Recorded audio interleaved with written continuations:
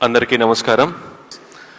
Let me introduce my self. My name is Krishna Teja. నా పేరు కృష్ణ తేజ అండి. 2015 బ్యాచ్ ఐఏఎస్ ఆఫీసర్ని.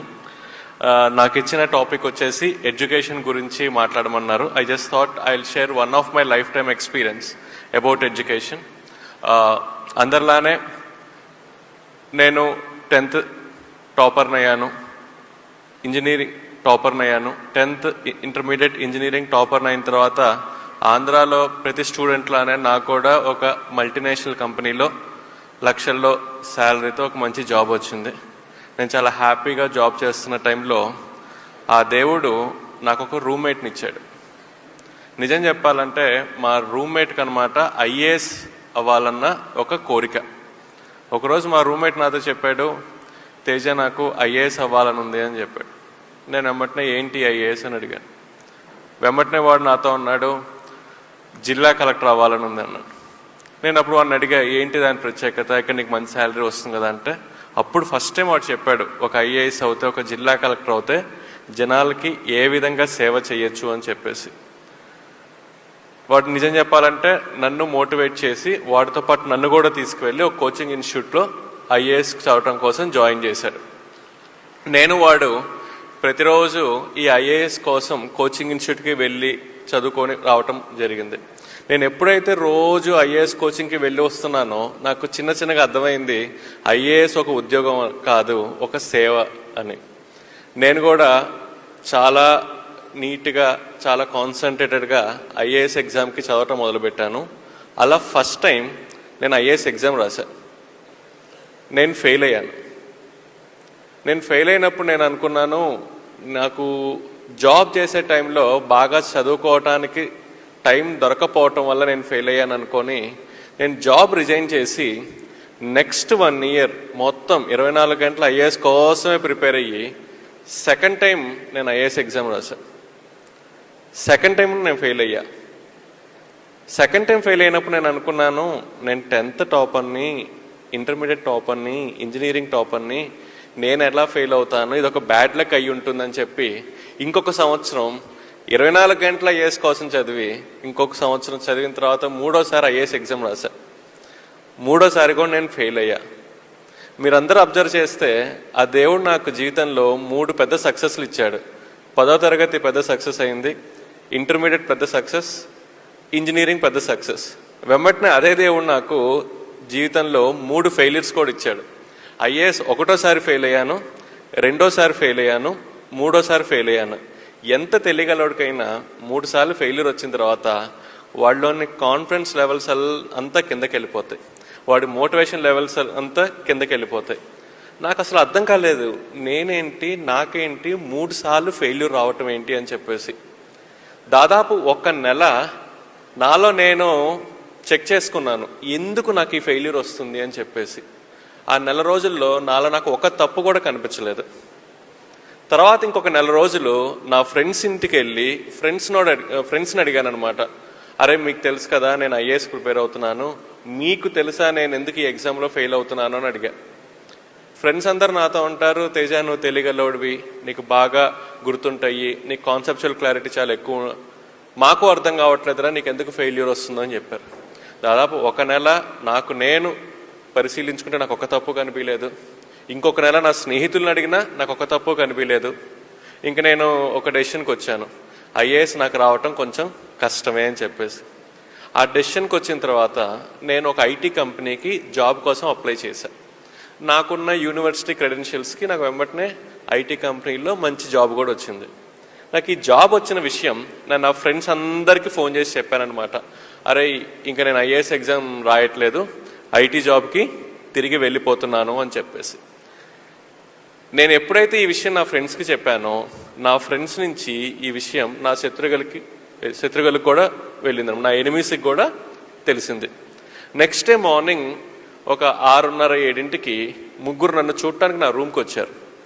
వాళ్ళు బెల్ కొట్టారు, నేను డోర్ ఓపెన్ చేశాను. నిజం చెప్పాలంటే వచ్చింది 3 శత్రువులు.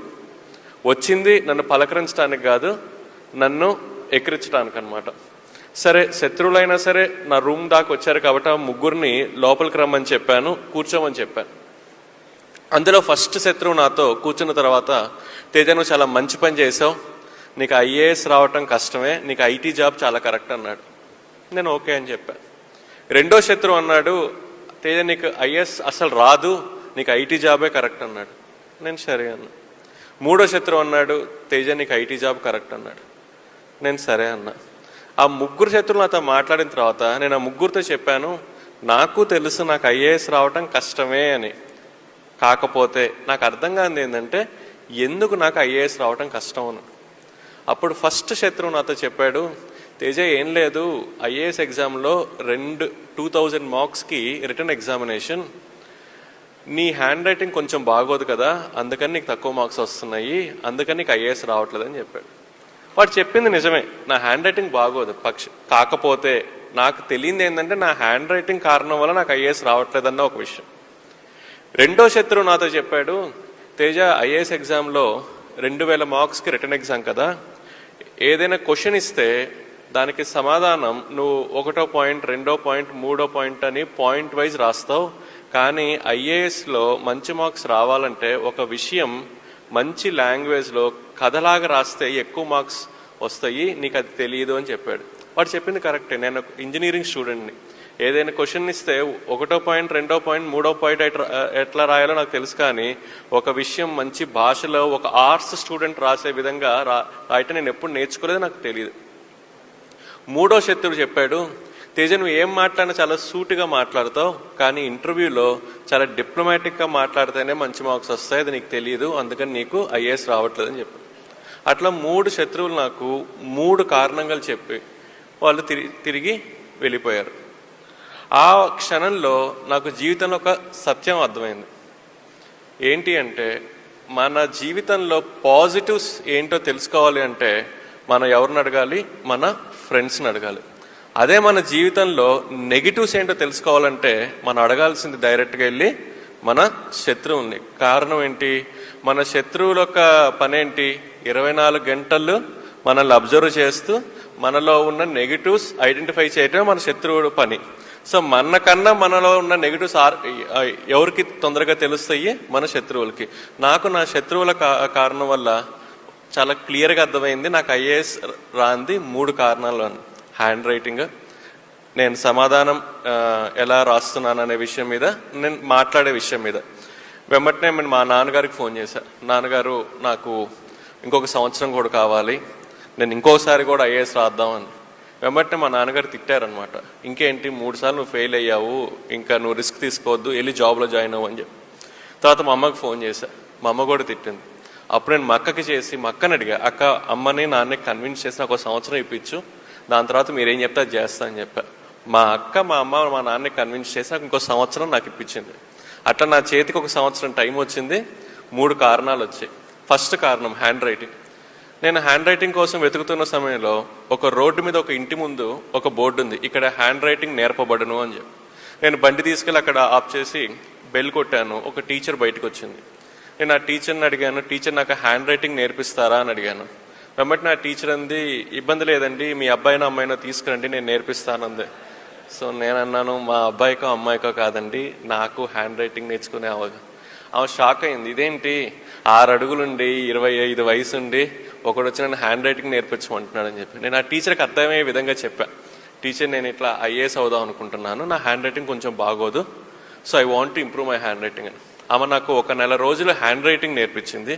తర్వాత సంవత్సరం ప్రతిరోజు 2 గంటలు నేను హ్యాండ్ రైటింగ్ మాత్రమే ప్రాక్టీస్ చేశాను. ఈరోజు నేను నా ఆఫీస్లో నేను ఏమైనా ఫైల్ మీద రాస్తే మా క్లర్క్ కానీ నాతో పనిచేసే వాళ్ళు కానీ అడుగుతారు, సార్ ఇది ప్రింట్అవుటా హ్యాండ్ రైటింగా అని చెప్పి. ఆ విధంగా నేను నా హ్యాండ్ రైటింగ్ని మార్చుకున్నాను. రెండోది, ఒక సమాధానం, ఒక ఆన్సర్ ఎలా రాయాలనే విషయం. ఆల్రెడీ ఐఏఎస్ వచ్చిన ఒక మేడం ఉంది, బాలలత మేడం అని చెప్పేసి. నేను ఆ మేడం ఇంటికి వెళ్ళి, మేడం నాకు ఒక క్వశ్చన్కి ఆన్సర్ ఎలా రాయాలో గైడ్ చేస్తారా అని అడిగాను. మేడం రేపు రా అంది. నేను రేపు వెళ్ళి మేడంని కలిసా. మళ్ళీ రేపు రా అంది. మళ్ళీ నెక్స్ట్ డే వెళ్ళి మేడంని కలిసా. అట్లా 1 వీక్ మేడం నెక్స్ట్ డే అంది. నేను మేడం చెప్పిన స్థలంలో మేడం చెప్పిన సమయానికి వెళ్ళి మేడంని కలిసా. 7వ రోజు మేడం చెప్పింది, కృష్ణ నాకు అర్థమైంది నువ్వు ఒక కమిటెడ్ స్టూడెంట్ అని, నేను ఒక పని చేస్తా, నేను నీకు 365 ఎగ్జామ్స్ పెడతాను, ప్రతి ఎగ్జామ్ 3 గంటలు, ప్రతి ఎగ్జామ్ ఎర్లీ మార్నింగ్ 4ంటికి మా ఇంటికి వచ్చి రాయాలి. నువ్వు 4ంటికి వచ్చి 7 దాకా రాయాలి. ఏదైనా కారణం వల్ల నువ్వు ఒక ఎగ్జామ్ రాయకపోయినా, ఒక ఎగ్జామ్ లేట్గా రాసినా అది నీ లాస్ట్ ఎగ్జామ్ అవుతుందండి. సో నేను మేడం చెప్పిన విధంగా 1 సంవత్సరం ప్రతిరోజు మేడం ఇంటికి 4ంటికి వెళ్ళి 3 గంటల ఎగ్జామ్ 365 రోజులు రాశాను. నేను 365 రోజులు ఎప్పుడైతే ఎగ్జామ్ రాశానో ఆటోమేటిక్గా ఒక సమాధానం మంచి భాషలో కథలాగా ఎలా రాయాలో నాకు అర్థమైపోయింది. అదేవిధంగా నా మాట తీరు మార్చుకోవటం కోసం ఆల్రెడీ ఐఏఎస్ చదువుతున్న పిల్లలకి నేను కోచింగ్ ఇవ్వటం మొదలుపెట్టాను కోచింగ్ ఇన్స్టిట్యూట్లో. నేను ఎప్పుడైతే పిల్లలకి టీచర్గా అయ్యి కోచింగ్ ఇవ్వటం మొదలుపెట్టానో నాకు వెంబటిన అర్థమైంది ఒక విషయం, ఎదురు వ్యక్తికి బాగా అర్థమయ్యే విధంగా ఎలా మాట్లాడాలని. అట్లా 1 సంవత్సరంలో నేను ఈ 3 కారణాలని ఓవర్కమ్ చేసి 4వసారి ఐఏఎస్ కోసం ప్రిలిమ్స్ ఎగ్జామ్ రాశాను, క్లియర్ చేశాను. మెయిన్స్ ఎగ్జామ్ రాశాను, క్లియర్ చేశాను. అండ్ ఇంటర్వ్యూలో పార్టిసిపేట్ చేశాను, క్లియర్ చేశాను. I got all India 66 rank. So దాని తర్వాత I got Kerala cadre. So first 9 years I have to work in Kerala. అలా నేను అలపిలో 2 years సబ్ కలెక్టర్గా పనిచేశాను. తర్వాత 4 years కేరళ టూరిజం డైరెక్టర్గా. Youngest director, I was the youngest director general of Kerala tourism and the longest surviving director general of Kerala tourism for 4 years. దాని తర్వాత I worked in Alleppey and then I worked in Thrissur. Currently I'm working in Thrissur as district collector. So మీ అందరికీ తెలుసు IAS జీవితంలోనే చాలా important అయిన post జిల్లా collector అన్న పోస్ట్. నేను 2015లో ఐఏఎస్ అయినప్పటి నుంచి నేను బాగా ఎదురు చూస్తున్న ఒక నిమిషం, నేను ఎప్పుడు జిల్లా కలెక్టర్ అవుతాను అని చెప్పేసి. అట్లా 2015 నుంచి నేను ఎదురు చూస్తుంటే 2022 ఆగస్టు 2వ తారీఖు నాకు ఈవినింగ్ 7:30కి ఒక ఫోన్ వచ్చింది, రేపు పొద్దున వెళ్ళి అలపిలో జిల్లా కలెక్టర్గా ఛార్జ్ తీసుకో అని చెప్పేసి. అట్లా ఆగస్టు 3వ తారీఖు 2022 నేను అల్లపుడాలో జిల్లా కలెక్టర్గా ఛార్జ్ తీసుకున్నాను. జిల్లా కలెక్టర్గా ఛార్జ్ తీసుకున్న తర్వాత నేను బాగా ఈగర్గా వెయిట్ చేస్తున్న ఒక క్షణం, నేను జిల్లా కలెక్టర్ అన్న పోస్ట్లో సైన్ చేయబోతున్న ఫస్ట్ ఫైల్ ఏదై ఉండొచ్చు అని చెప్పేసి. అట్లా బాగా ఈగర్గా వెయిట్ చేస్తున్నప్పుడు ఒక క్లర్క్ ఒక ఫైల్ పట్టుకుని ఒక క్యాబిన్లోకి వచ్చింది.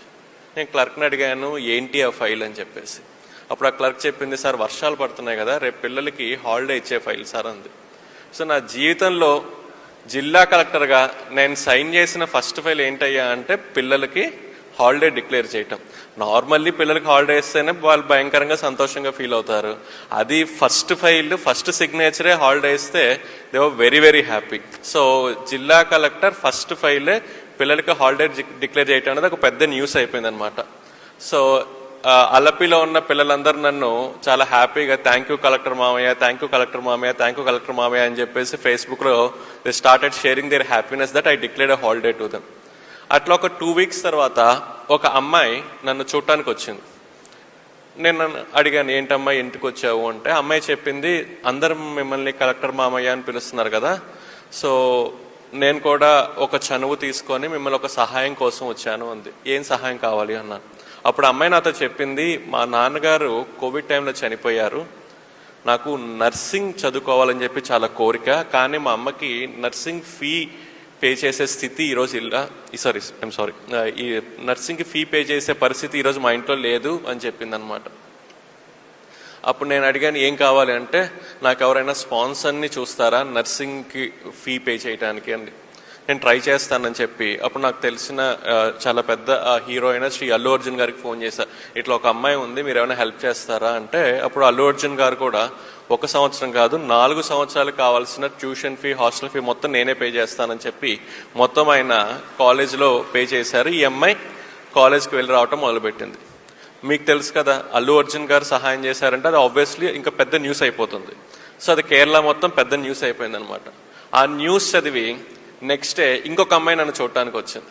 ఆ అమ్మాయి చెప్పింది, మా నాన్నగారు కూడా కోవిడ్ టైంలో చనిపోయారు, నాకు ఇంజనీరింగ్ చదువుకోవాలని ఉంది, నాకు ఎవరైనా సహాయం చేస్తారా అని అడిగింది. ఆ టైంలో నాకు ఒక విషయం అర్థమైంది, ఏంటంటే పిల్లలు నన్ను ఊరికే కలెక్టర్ మామయ్య అని పిలవట్లేదు, వాళ్ళు నాతో చెప్తున్నారు, మా అమ్మ మా నాన్న తర్వాత మమ్మల్ని చూసుకునే రెస్పాన్సిబిలిటీ మీకు ఉంది అని చెప్పడానికి వాళ్ళు నన్ను అలా పిలుస్తున్నారన్న విషయం నాకు అప్పుడు అర్థమైంది. అప్పుడు నేను నా మనసులో ఒక మాట అనుకున్నాను, నేను అలపికి జిల్లా కలెక్టర్గా టైంలో అలపిలో ఎంతమంది పిల్లలకైతే కోవిడ్ టైంలో అమ్మా నాన్న చనిపోయారో వాళ్ళందరికీ వాళ్ళు చదువుకునేదాకా స్పాన్సర్ని ఐడెంటిఫై చేసి ఇస్తాను అని చెప్పేసి నేను ఆ మనసులో మాట అనుకున్నప్పుడు నాకున్న ఒక ఊహ ఏంటంటే ఒక 20-30 మంది పిల్లలకి అయి ఉంటారు అమ్మా నాన్న చనిపోయిందని. కానీ సర్వే చేసిన తర్వాత నాకు అర్థమైంది ఏంటంటే అలపిలో కోవిడ్ టైంలో అమ్మా నాన్న చనిపోయిన పిల్లలు 20-30 కాదు, 100 కాదు, 200 కాదు, 293 మంది పిల్లలకి కోవిడ్ టైంలో అలపిలో అమ్మా నాన్న చనిపోయారు. కానీ మనసులో ఒక మాట తీసుకున్నాను కాబట్టి వాళ్ళ కోసం నేను ట్రై చేయటం మొదలుపెట్టాను.